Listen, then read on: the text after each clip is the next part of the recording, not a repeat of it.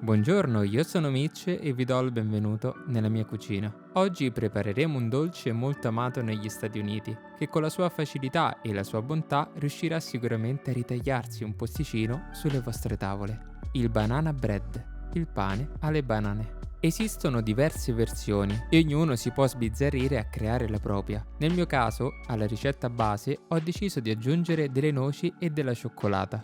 Quindi sgusciamo 80 g di noci.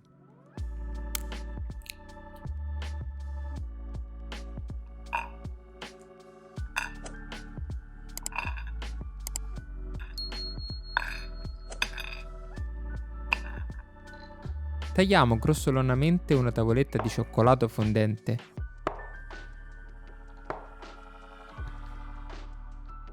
All'incirca di questa dimensione.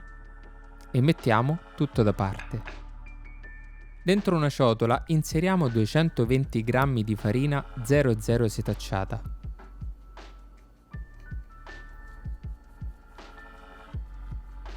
(160 g di zucchero di canna),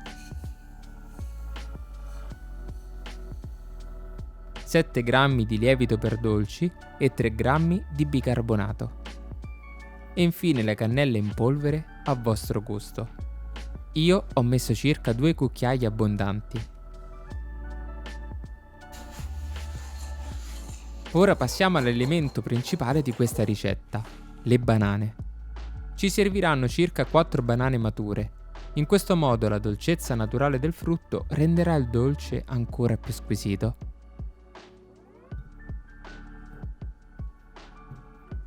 Schiacciamo le banane con una forchetta.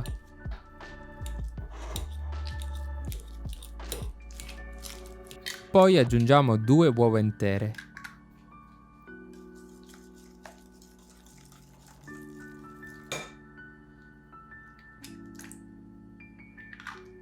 Mescoliamo con una frusta fino a quando non sarà tutto amalgamato. A questo punto inseriamo 120 g di burro che sciogliamo a bagnomaria.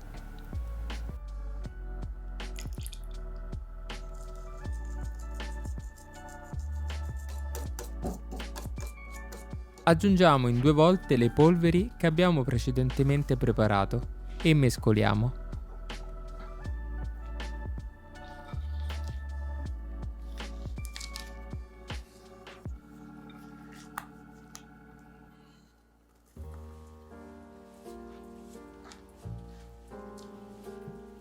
Quando la seconda parte sarà quasi amalgamata, inseriamo le noci e la cioccolata.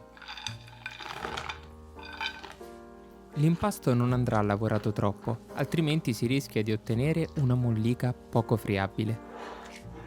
Siamo pronti per infornare, ma prima vi mostro un trucchetto facile e veloce per foderare con la carta forno lo stampo da plum cake, per ottenere un dolce piacevole alla vista oltre che al gusto. Stendiamo la carta forno sul tavolo e con lo stampo da plum cake prendiamo le misure. Teniamoci un po' più stretti, perché la misura interna risulterà più piccola, e pieghiamo la carta forno come vedete nel video.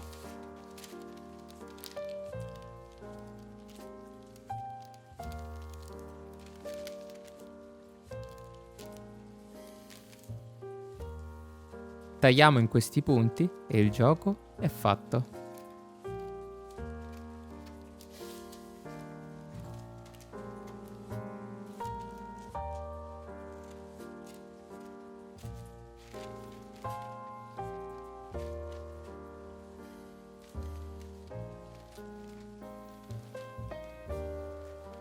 Ungiamo la teglia con dell'olio o del burro e inseriamo la carta forno.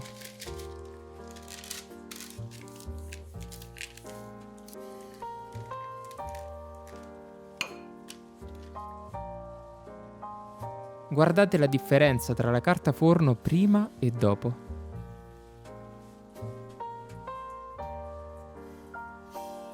Versiamo il nostro impasto nello stampo.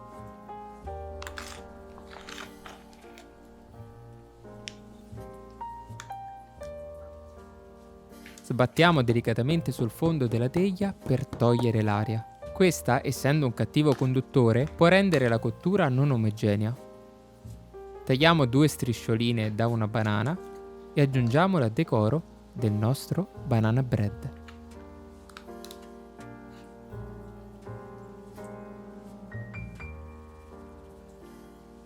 E infine inforniamo a 180 gradi in forno statico, preriscaldato, per circa 60 minuti.